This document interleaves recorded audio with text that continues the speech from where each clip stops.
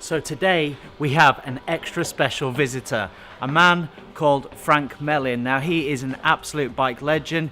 He's been riding bikes, racing bikes since the year dot. He's got a really great story to tell, an author, done some great publications, and I've got the honour of interviewing today the man himself.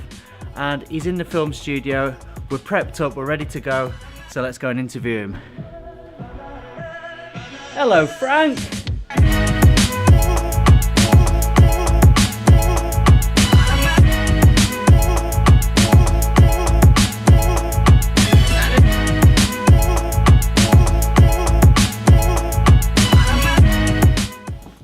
Hi Frank.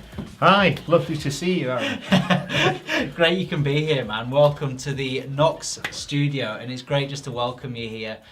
Frank, if you don't know, is an absolute motorcycle legend, I would say. A legend in my own lunchtime. A legend in your own lunchtime. Around the industry forever, riding bikes I think forever, and has got a great story to tell. We've had lunch, we've looked around the Knox factory. And do you know what? Actually, Frank, you could be here for about 3 days with all the stories you've got, which is just great. That's very nice of you to say so, Aaron. It's a great privilege. You know, that sounds a bit formal, but I've had so much fun here, and it's a great privilege to see the Knox factory, and I now know why I trust Knox gear. Well, that's great. That's really awesome. And actually, one of the main reasons Frank is here is because he's just launching his book, Ride of My Life, and we're title sponsors for that book as well, so you can check that out. But Frank, you know, tell us a little bit about the book, and you know, what's the story with it? What they are, Aaron, is like everything else I write. They're bedtime stories for grown-ups. Okay. That's what they are, and the stories of some of the great bikes I've ridden. Yeah. Some of the absolute rubbish bikes I've ridden. I mean, I'm looking there at the there's a bike worth avoiding. Okay. The Honda DN01, which stands for do not own one. A bike so bad that even its mummy and daddy didn't like it. Well, I remember that one coming along. What did you actually think of it when you rode it? I thought it was absolutely because it was quite revolutionary, right, at the time. Yeah, but it was aimed at hip, young, switched-on people like you. As a motorcycle, it was a total and complete shed. Was it? It didn't handle. It didn't stop. It didn't go. It didn't go? No. It looked like it go. Flat it as a pancake. pancake. Tron. It did, but only on a very, very, very bad day. Right. When Tron's batteries had gone flat. It reminded me of the sort of thing that Robin would commute to college on. Did it? Yeah, I could just imagine him, you know, with his red waistcoat on and his mask, going there to college on when Batman gave him work release for the day. Yeah. And I have to ask, in this picture, you're almost decking it out, really. Did you actually crash it? No, I resent that fact, almost decking it out, Aaron. Just, how dare you cast aspersions? I was decking it out. Well, you were decking it out. Yeah, right? I decked out all the running boards and the silencers, and no, I didn't crash it. Well, very good. You know, obviously... you know, over the years you've written a lot of books, and me and Frank have, and the other guys have kind of talked quite a bit about that. You know, offering not only motorcycle books and motorcycle related books, but other books as well. And you know, it's something that you're quite passionate about. And you know, we've also been talking about, you know, the new kind of media and the idea of kind of telling stories. You know, maybe you could comment a little bit about that. Yeah, I think for all my life, I'm worried one day I'll get caught out. Somebody will say to you, you know, we're going to call your card in. But yeah. I like telling stories. At heart, if you gave me the choice of anything to do recreationally and anything to do with work, it would be to do with motorcycles. For example, this weekend we're not working. So what are we doing? My wife Carol and I, we're going to Darlingmore to watch the road racing. It's what we do for fun. It's what we do for passion.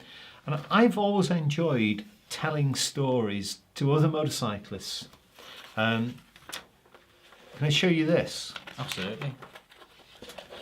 Kawasaki Z1B. Oh, I loved that bike. I was going through a very difficult period of my life, so I was fiscally challenged. Is that the right word, Aaron? Is that Well, do? it'll do. I understand it. I was You're tight for money. I was absolutely broke, otherwise I'd had one. But here you go. What do you reckon on? Can I show that to everybody? Yeah, well, actually, I'll clip a picture in. So it's a Motor Guzzi. You tell it. You tell it. Motor Guzzi V8, 8 cylinders, 1956, 175 miles an hour. Wow. 178 miles an hour it's timed at. Gosh. And I'm one of maybe 10 people in the world ever to ride one. And the fun thing about this was to write the story. Julio Cesare Caccano designed that on a piece of paper with a pen and a slide rule. No computers, no nothing. Absolute masterpiece. Wow. And his riders of the day had cojones like a fit Hereford Bull. They really, really did. But they avoided riding this like the plague. Did they? Yeah. You ask me why, Aaron. Why? Why, Frank? Because the front wheel used to lift at above 150 miles an hour. Gosh. So the way Caccano had designed it was to get the maximum drive. Right. And this wind used to get underneath the fairing, so they would tip it into a corner at 150 and the front wheel would lift. Oh my gosh. And these are on public roads, lampposts, trees, ditches, Wow. and then it would start with a weave. So a bottom clenching moment. Yeah, yeah. What? And you had one of them on this bike? I didn't have it on. No, it belonged to Sammy Miller. Sammy lets me ride his bikes, and the comment was, if you drop it, I'll take your house in part payment. Right. Okay. Okay. So you were pretty careful with it. yeah, no one gives you an award, Aaron, for dropping bikes. Trust me, they don't say, "Oh, look at that, Frank's just stuffed that £500,000 bike through a fence. Didn't he do it well?" No, they definitely don't. There's some nice stories as well. I mean, I would say that, wouldn't I? But Of course. Well, there is, and that's that's one of the things that that's a good one. yeah. You ask me, why did I end up riding at Le Touquet Paris Plage? Yeah. Because my French, I should have paid more attention in Miss Pilar's French lessons. All right. Okay. And I thought it was a demo, Okay. and I was going for a mess about and some French vino. Okay. No, not French vino, French du vin. Duvan. And the menu gastronomique. Uh-huh. And it turned out there were 1,500 people on a beach race. Wow. And that year, I think 6 got killed. Gosh. And I finished 135th. And I did that by slipstreaming Serge Baku and the Works Yamaha on a 175 Kawasaki. Wow. Trick thing to do when he was doing about a quarter of a mile an hour, being towed up these sand dunes. And I thought, there's only one way of getting a result out of this. So I stuck behind him. Did you? And as the Sun Auto guys dragged him up the sand dunes, I slipped streaming till we got to the top. Nice. So those stories in there as well. Yeah, nicely done. And great book. I haven't read it all myself, but yet, but I will read it, and it looks great so far. So pick this up. It's available. Where's it available? It's available from www.frankmelling.com for $7.99. Okay. And it's free post and package.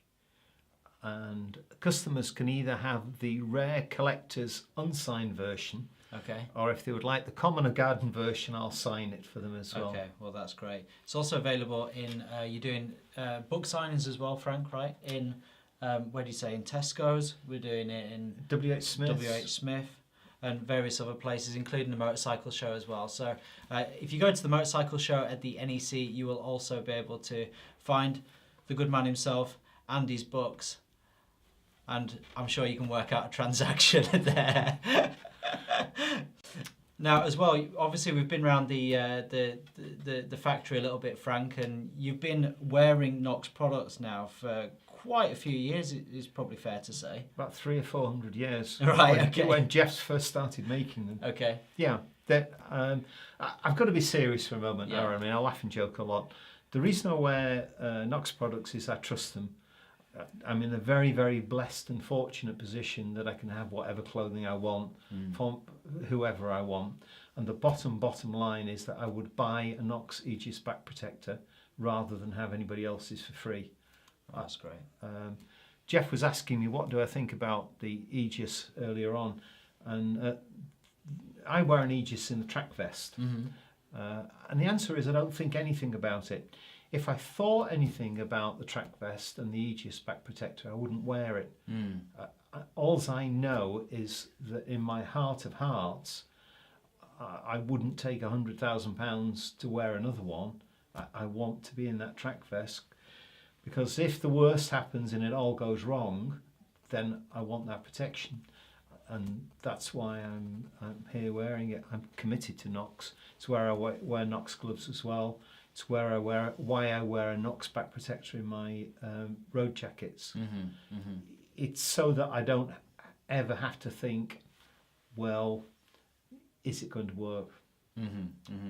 Well, and you know, I think that's the thing with protection, is that actually it's not always, you know, hopefully you'll never have another crash, you know, and I haven't had a bad accident myself.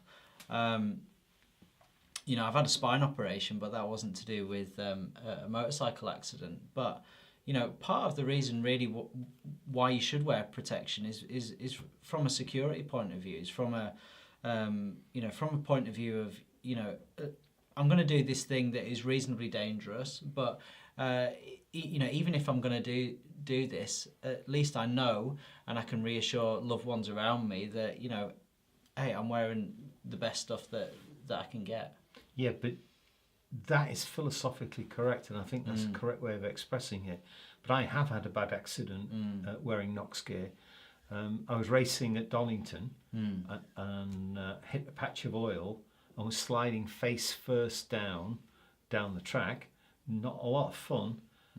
And this wrist that had been broken pre-Knox SIPS protectors twice, my hand's on the deck, and at that point, that is a guaranteed broken scaphoid. Right, just you get no change back at the till. Right, you've broken your scaphoid. Sure. And at 70 miles an hour, quite a nasty break. Got up.